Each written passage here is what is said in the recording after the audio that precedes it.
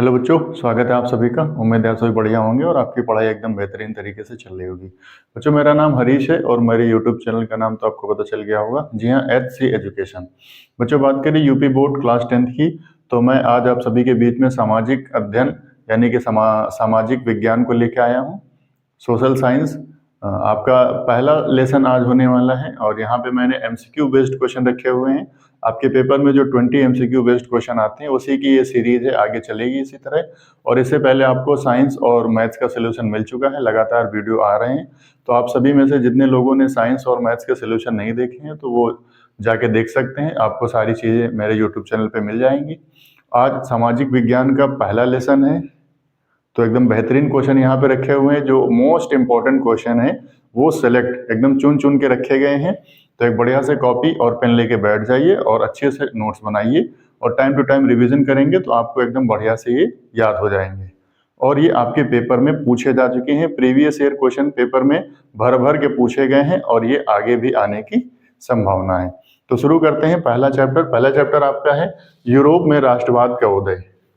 तो यूरोप में राष्ट्रवाद का उदय हम यहाँ पे पढ़ेंगे, इटली का एकीकरण और नेपोलियन बोनापार्ट। इन तीन चीजों के बारे में हम यहाँ पे समझने वाले हैं। तो शुरू करते हैं पहला क्वेश्चन। यहाँ पे पहला क्वेश्चन है उदारवाद से क्या तात्पर्य। यहाँ पे क्वेश्चन लिखा हुआ है उदारवाद। ये जो शब्द लिखा हुआ है उदारवाद, इससे क्या तात्पर्य होता है। यहाँ पे पहला ऑप्शन देखिए क्या लिखा हुआ है, निजी संपत्ति का अभाव। फिर बी ऑप्शन में है राज्य द्वारा आर्थिक गतिविधियों पर पाबंदी, पाबंदी लगाने की बात हो रही है यहाँ पे। फिर ऑप्शन सी में कह रहा है व्यक्ति को स्वतंत्रता तथा कानून के समक्ष समानता। यहाँ पे समानता की बात हो रही है, किसके समक्ष, कानून के समक्ष। फिर ऑप्शन डी में लिखा हुआ है कुछ लोगों के हाथों में शासन की शक्ति। तो ये एकदम से गलत हो जाएगा। ठीक है, इस उदारवाद का मतलब ये होता है कि सभी को एक समान न्याय व्यवस्था मिलेगी। कानून अगर है तो वो सभी के लिए एक समान होगा, तो सभी के लिए एक जैसा कानून होगा। ऑप्शन यहाँ पे देखिए सी, ऑप्शन सी में यहाँ पे लिखा हुआ है, एकदम से सही हो जाएगा। कह रहा है व्यक्ति को स्वतंत्रता यानी जो भी उसकी आजादी होगी और कानून के समक्ष जो समानता होगी यानी जो न्याय व्यवस्था होगी वो सभी के लिए क्या होगी, एक समान होगी। तो ऑप्शन सी एकदम से सही हो जाएगा आपका। व्यक्ति को स्वतंत्रता तथा कानून के समक्ष समानता मिलेगी, इसे हम क्या कहते हैं, उदारवाद कहते हैं। क्या कहते हैं, उदारवाद।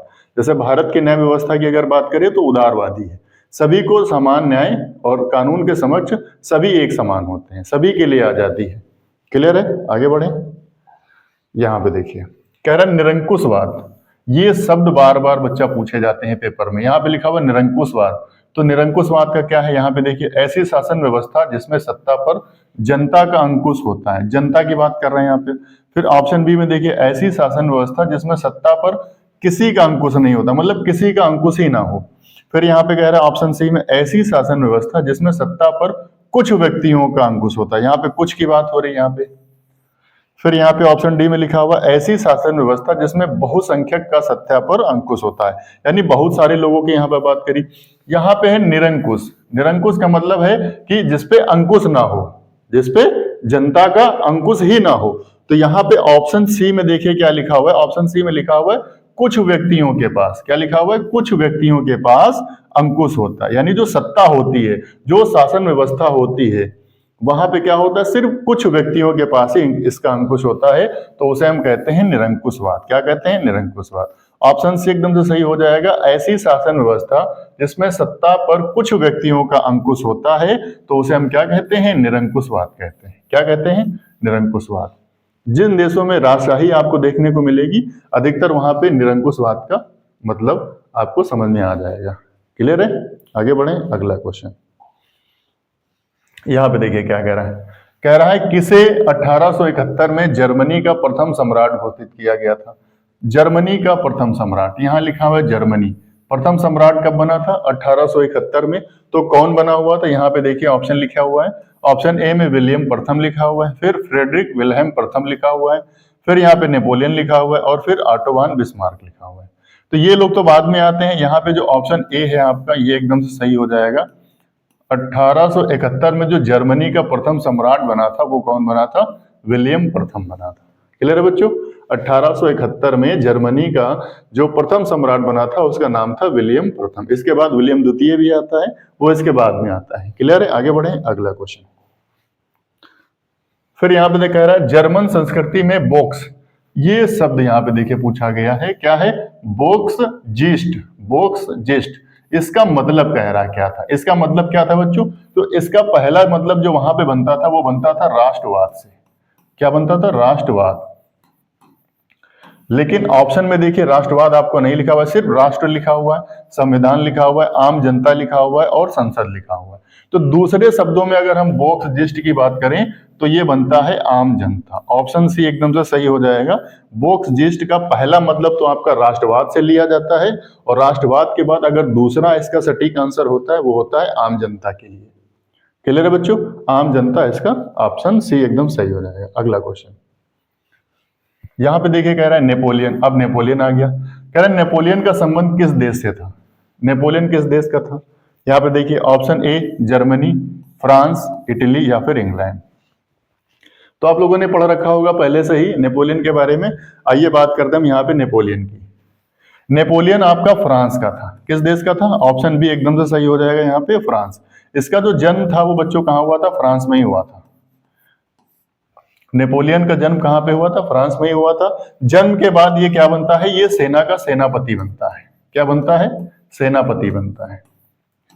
सेनापति पहले बनता है, और सेनापति बनने के बाद में फिर ये सम्राट भी बनता है। क्या बनता है? सम्राट। ये सम्राट भी बनता है। और सम्राट बच्चों ये कब बनता है? ये बनता है 1799 में। 1799 में फ्रांस का सम्राट भी बनता है। पहले सेनापति बनता है, सेनापति बनने के बाद में फिर क्या बनता है? सम्राट बनता है 1799 ईस्वी में।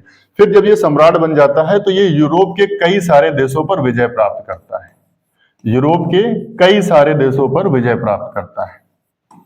कई सारे देशों पर, कई सारे देशों पर जीत हासिल करता है या विजय प्राप्त करता है। क्लियर है बच्चों? तो जो आपका नेपोलियन बोनापार्ट था, नेपोलियन का संबंध कहां से था? फ्रांस से था। फ्रांस में इसका जन्म हुआ था। पहले ये सेनापति बनता है, फिर ये क्या होता है? ये आपका जो है सम्राट बनता है 1799 में। फिर सम्राट बनने के बाद क्या करता है? ये कई सारे देशों से युद्ध वगैरह करता है, ठीक है। फिर यूरोप के कई सारे देशों पर विजय प्राप्त करके क्या करता है? फ्रांस में शामिल कर लेता है। बच्चों एक बात और इसके बारे में कही जाती है, इसने क्या किया था? इसने प्रजातंत्र को नष्ट किया था। क्या किया था? प्रजातंत्र को नष्ट किया था। प्रजातंत्र को नष्ट कर दिया था। क्लियर है? तो ये सारी चीजें किसके बारे में हो गई? नेपोलियन बोनापार्ट के बारे में। अगला क्वेश्चन यहां पे कह रहा है जर्मनी के एकीकरण। जर्मनी का एकीकरण होता है बच्चों कि में मुख्य भूमिका किसकी थी? यहां पे बात कर रहा है मुख्य भूमिका की। तो जर्मनी का जो एकीकरण था उसमें मुख्य भूमिका किसकी थी? ऑप्शन देखिए यहाँ पे क्या है? नेपोलियन, फ्रांस से संबंधित, ऑटो वान बिस्मार्क यहाँ पे है, और ज्यूसेppe मेज़नी है यहाँ पे, फिर इनमें से कोई नहीं। तो इसका जो करेक्ट आंसर है वो ऑप्शन बी बिस्मार्क, ऑटो वान बिस्मार्क एकदम से सही हो जाएगा।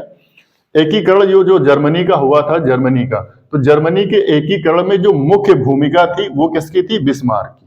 किसकी थी? बिस्मार्क।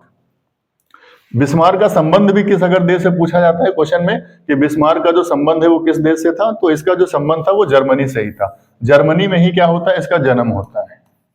जर्मनी में ही जन्म होता है। और जब जर्मनी का एकीकरण करने की बात आती है तो मुख्य भूमिका किसकी थी? बिस्मार्क की। बिस्मार्क के बारे में एक चीज और कही जाती है कि इसने एक नीति अपनाई थी, बहुत बार परीक्षा में पूछा गया है, उसका नाम था रक्त और लौह की नीति। रक्त और लौह की नीति। रक्त और लौह की नीति यहां पे आ जाएगा। रक्त और लौह की नीति किससे संबंधित है? तो किससे संबंधित है? ऑटो वान बिस्मार्क से। या फिर क्वेश्चन आएगा कि बिस्मार्क की नीति कौन सी थी? इसका नाम था रक्त और लौह की नीति। क्लियर है बच्चों? तो जर्मनी का जो एकीकरण की बात करते हैं हम, तो एकीकरण लगभग आपका हुआ था ये 1866 के आसपास में, 1866 से 70 के दशक में, ठीक है। 1866 के बाद में क्या होता है आपका? जर्मनी का एकीकरण। मुख्य भूमिका किसकी थी? तो मुख्य भूमिका थी ऑटो वान बिस्मार्क। जन्म इसका जर्मनी में ही हुआ था, और इसकी जो नीति थी वो रक्त और लौह की नीति थी। क्लियर है? आगे बढ़े, अगला क्वेश्चन यहाँ पे देखिए, ये कह रहा है नेपोलियन बोनापार्ट की पराजय। पराजय मतलब कब हारा? कई यूरोप के छोटे छोटे क्या कई सारे देशों को इसने जीत लिया, और जीतने के बाद में ये हारा। कब हारा? पराजय कब हुई इसकी? तो ऑप्शन बी में देखिए लिखा हुआ है, ऑप्शन बी 1815 में ये क्या हुआ था? हार गया था। ऑप्शन बी में 1815 लिखा हुआ है। 1815 में ही ये हारा था। बच्चों ये हारा किससे किससे था, तो यहाँ पे अगर हम बात करें तो पहले हम ब्रिटेन को लिखेंगे, ब्रिटेन था। ब्रिटेन के बाद में आपका रूस था, रूस के बाद में आपका ऑस्ट्रिया था, ऑस्ट्रिया, और भी कई सारे यूरोप के देश थे, यूरोप के कई सारे देश थे, यूरोप के कई शक्तियां थी, यूरोप की शक्तियां मतलब कई सारे देश थे उसमें। और अकेला कौन था इधर, नेपोलियन, नेपोलियन। कह सकते हो कि ब्रिटेन, रूस, ऑस्ट्रिया और यूरोप की बहुत सारी शक्तियां थी। इन सब लोगों ने मिलकर किसे हराया था, नेपोलियन को। और कब हराया था, हराया था आपको 1815 में। क्लियर है बच्चों। 1815 में ही एक आपकी जो है संधि होती है, इसी के बाद में उसका नाम देते हैं वियना की संधि। क्या नाम देते हैं, वियना की संधि, वियना की संधि। नेपोलियन को हराने के बाद में एक संधि होती है, उसका नाम रखते हैं वियना की संधि। ये संधि का सन भी क्या था, 1815 था। क्या था, 1815। तो 1815 में क्या था, नेपोलियन की पराजय भी होती है और वियना की संधि भी कब होती है, 1815 में ही होती है। क्लियर है बच्चों। आगे बढ़े, अगला क्वेश्चन। यहाँ पे देखिए क्या कह रहा है, कह रहा निम्नलिखित में से यह कथन किसका है। एक कथन लिखा हुआ है, कह रहा जब फ्रांस छींकता है, जब फ्रांस छींकता है तो बाकी यूरोप को सर्दी जुकाम हो जाता है। अजीब पागल आदमी है, कह रहा जब छींक मारेगा फ्रांस तो जितने भी यूरोप के देश हैं सबको क्या हो जाएगा, कह रहा सर्दी जुकाम हो जाएगा। मतलब किसी देश के छींक मारने से क्या होगा, देशों को सर्दी जुकाम हो जाएगा। पागल टाइप का इंसान है। नहीं, इसको अहंकार था, इसको लगता था कि जो फ्रांस है, फ्रांस यूरोप में सबसे ज्यादा शक्तिशाली है। और लास्ट में क्या हुआ, नेपोलियन बोनापार्ट ने नैया डुबो दी, पराजित हो गया, हार गया। तो ये कहा किसने था, यहाँ पे 4 ऑप्शन लिखे हुए हैं, बिस्मार्क भी है, मैथ्सेने भी है, लेकिन ये जो संवाद कहे थे ये इसके थे। क्या नाम था इसका, मैटरनिक। क्या था, ऑप्शन डी में आपको मिल जाएगा, मैटरनिक। तो जगह जब फ्रांस छींकता है तो बाकी यूरोप में क्या होता है, सर्दी जुकाम हो जाता है। तो सर्दी जुकाम तो किसी को नहीं हुआ था, लेकिन इसको जरूर हुआ था। क्या नाम है इसका, मैटरनिक। ठीक है, तो मैटरनिक ने बोला था। आगे बढ़े, अगला क्वेश्चन। कह रहा राष्ट्रवाद, राष्ट्रवाद की बात आ गई। राष्ट्रवाद का प्रारंभ किस देश से हुआ, तो राष्ट्रवाद का प्रारंभ किस देश से हुआ, तो आप सभी को पता होगा कि राष्ट्रवाद का जो प्रारंभ था वो कहां से हुआ था, फ्रांस से। ऑप्शन ए एकदम से सही हो जाएगा, फ्रांस। आपका फ्रांस में शुरू कब से हुआ था, तो फ्रांस में शुरू हुआ था 1789 से। अब ये क्या था, ये क्रांति थी, फ्रांस की क्रांति, फ्रांस की क्रांति। फ्रांस की क्रांति का समय था और क्रांति के ही समय से ऐसी आग लगी कि वो राष्ट्रवाद में बदल गई। क्लियर है बच्चों। राष्ट्रवाद का उदय भी हो जाता है आपका 1789 में, और फ्रांस की क्रांति का भी समय क्या था आपका, 1789 ही था। आगे बढ़े, ये देखिए पूछ लिया गया यहाँ पे क्वेश्चन नंबर 10। क्वेश्चन नंबर 10 क्या पूछा गया, फ्रांस की क्रांति। तो अभी हमने बताया फ्रांस की क्रांति कब हुई थी, 1789। ऑप्शन बी एकदम से सही हो जाएगा, 1789, 1789। तो फ्रांस की क्रांति की अगर हम बात करें, कारण क्या थे, फ्रांस की क्रांति जो थी वो क्यों हुई थी, उसका रीजन क्या था। फ्रांस की क्रांति, कोई भी क्रांति ऐसे तो होती नहीं है। तो सबसे बड़ा यहाँ पे जो कारण था पहला, उसका था आर्थिक संकट। क्या था, आर्थिक संकट, आर्थिक संकट। अब जब आर्थिक संकट होगा तो क्या होगा, भुखमरी आएगी, बेरोजगारी होगी, पैसा नहीं होगा, लोग खाने की लड़ाई करेंगे, भुखमरी आ जाएगी। तो सबसे पहला जो था यहाँ पे क्या था, आर्थिक संकट था। फिर क्या था, आर्थिक संकट के बाद फिर क्या था, सामाजिक असमानता थी। क्या थी, सामाजिक असमानता, सामाजिक असमानता।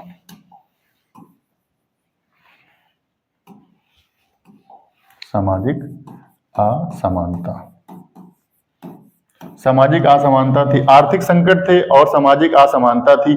और क्या था बच्चों, तो यहाँ पे हम बात करें जो आपके यहाँ पे थे, जो अधिकारी थे, अधिकारी जो यहाँ पे थे, अधिकारी कहें या फिर जो भी शासन प्रशासन के लोग थे, उसमें क्या क्या था, भ्रष्टाचार हो गया था। क्या हो गया था, भ्रष्टाचार हो गया था, घूसखोरी होने लगी थी, पैसा दो काम करो, पैसा दो काम करो।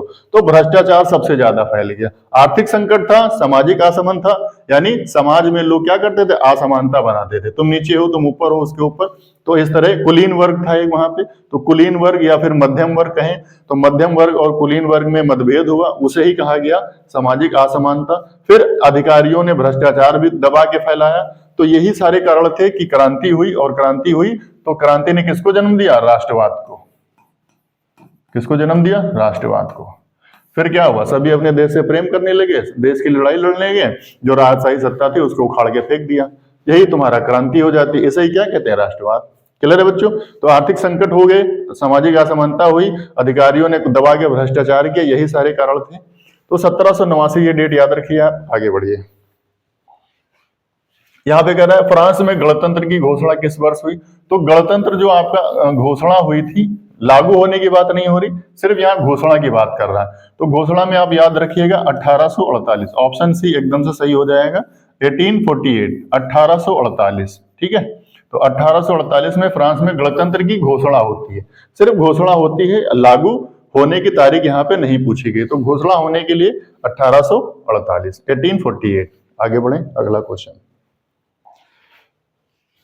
कह रहा है जर्मनी के एकीकरण की आधारशिला, आधारशिला, आधारशिला की बात कर रहा है, मुख्य भूमिका की बात नहीं कर रहा है। कह रहा है आधारशिला रखी किसने? तो क्वेश्चन नंबर 12 देखिए ध्यान से। जर्मनी के एकीकरण की आधारशिला किसने रखी? यहाँ पे 4 ऑप्शन है। विलियम प्रथम, बिस्मार्क, नेपोलियन बोनापार्ट है और फिर है नेपोलियन। तो यहाँ पे 2 बार लिख के आ गया नेपोलियन बोनापार्ट और नेपोलियन। ये एक ही है, नेपोलियन बोनापार्ट लिखो या फिर नेपोलियन लिखो। तो यहाँ पे 4 ऑप्शन है, आप बताइए कौन है? क्वेश्चन नंबर 12, विलियम प्रथम, बिस्मार्क और नेपोलियन बोनापार्ट। जर्मनी के एकीकरण की जो आधारशिला बच्चों रखी थी वो किसने रखी थी? नेपोलियन बोनापार्ट ने ही रखी थी। तो ऑप्शन बी सी एकदम से सही हो जाएगा, नेपोलियन बोनापार्ट। क्या? Napoleon Bonaparte. और ये होता कब है? होता है बच्चों आपका ये 1866 में।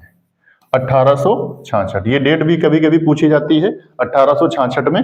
तो नेपोलियन बोनापार्ट ने ही आधारशिला रखी थी जर्मनी की एकीकरण की। क्लियर है? आगे बढ़े, अगला क्वेश्चन। इसके बाद ही वो इटली पे हमला करता है जाके। यहां पे देखिए, फ्रांस की क्रांति का अग्रदूत किसे कहा जाता है? अग्रदूत, अग्रदूत पूछ रहा है यहाँ पे। ऑप्शन देखिए क्या है? Napoleon, Diderot, Rousseau, Voltaire. Voltaire का नाम भी आपको कभी कभी देखने को मिलेगा, लेकिन जो अग्रदूत यहाँ पे हो जाएगा वो हो जाएगा रूसो। रूसो क्या कहते हैं? रूसो एक तरह का दार्शनिक था। क्या था? दार्शनिक। कहते हैं ना, अगर कोई भी चीज हो रही है, क्रांति लानी है या युद्ध होता है, तो उसमें लेखक की बहुत बड़ी भूमिका होती है। तो दार्शनिक भी था और ये लेखक भी था। ठीक है, दार्शनिक भी था और ये लेखक भी था। इसने सामाजिक असमानता और समानता पर कई सारी किताबें लिखी हैं। तो रूसो ही था जो अग्रदूत कहा जाता है फ्रांस की क्रांति का। क्लियर है बच्चों? क्वेश्चन नंबर 13 ये रूसो, ऑप्शन सी। अगला क्वेश्चन यहाँ पे देखिए क्या लिखा हुआ है? बिस्मार्क जर्मनी का चांसलर कब बना? बिस्मार्क, ऑटो वान बिस्मार्क नाम है इसका। तो क्वेश्चन नंबर 14 है, जर्मनी का चांसलर कब बना? तो यहाँ पे देखिए 4 ऑप्शन लिखे हुए हैं, 1848, 1856, 1860 है और फिर 1862 है। तो जर्मनी का चांसलर बन गया, ये कब बना? 1862 में। ऑप्शन डी एकदम से सही हो जाएगा, 1862 में ये जर्मनी का चांसलर बन जाता है। क्लियर है बच्चों? आगे बढ़े, अगला क्वेश्चन। फिर यहाँ पे एक पुस्तक का नाम पूछा गया क्वेश्चन नंबर 15 में। द स्पिरिट ऑफ लॉ नामक पुस्तक का लेखक कौन था? तो द स्पिरिट ऑफ लॉ, और ये पुस्तक कब लिखी गई थी? जब आपका जो है राष्ट्रवाद चरम सीमा पे चल रहा था। राष्ट्रवाद चरम सीमा पर चल रहा था। ठीक है, फ्रांस की क्रांति होती है, इंग्लैंड की क्रांति होती है, जर्मनी का जो है एकीकरण होता है, इटली का एकीकरण होता है। उस समय ये जो है पुस्तक लिखी थी। तो इस पुस्तक को लिखा किसने था बच्चों? मॉन्टेस्क्यू ने लिखा था। किसने लिखा था? मॉन्टेस्क्यू। ऑप्शन सी एकदम से सही हो जाएगा, मॉन्टेस्क्यू ने लिखी थी। क्या पुस्तक का नाम है? The spirit of law. किसने लिखा? मॉन्टेस्क्यू ने लिखा। अगला क्वेश्चन बच्चों, यहाँ पे आपके 15 क्वेश्चन सॉल्व हो गए, इतने ही रखे थे। इसके बाद आपको हर लेसन का इसी तरह से आपको छोटा छोटा एक वीडियो मिलता रहेगा। ये पहला लेसन था, पहला चैप्टर था यूरोप में राष्ट्रवाद का उदय। इसके बाद जो अगला लेसन आएगा उसमें हम बात करेंगे भारत में राष्ट्रवाद का उदय। तो उम्मीद है आप सभी को ये वीडियो अच्छी लगी होगी। कैसे लगी कमेंट करिए। और इस आप लोगों में से जितने लोगों ने भी अभी मैथ्स और साइंस का सोल्यूशन नहीं देखा है तो वो यूट्यूब पे जाके देखिए, एकदम बढ़िया क्वेश्चन वहां पे रखे हुए हैं और आपके पेपर में आने की संभावना है। आएंगे, छपेंगे, इंपॉर्टेंट क्वेश्चन है। प्रीवियस ईयर पेपर में ये सभी क्वेश्चन पूछे जा चुके हैं, बार बार पूछे जाते हैं। तो इस बार भी आपके पेपर में आने की संभावना है। कैसा लगा आपको वीडियो नीचे कमेंट करो। अब आपको किस टॉपिक पे वीडियो चाहिए ये भी कमेंट करके जाइए। लाइक कीजिए वीडियो को और हाँ, सब्सक्राइब करना मत भूलना। ठीक है बच्चों, बहुत बहुत धन्यवाद। जय हिंद।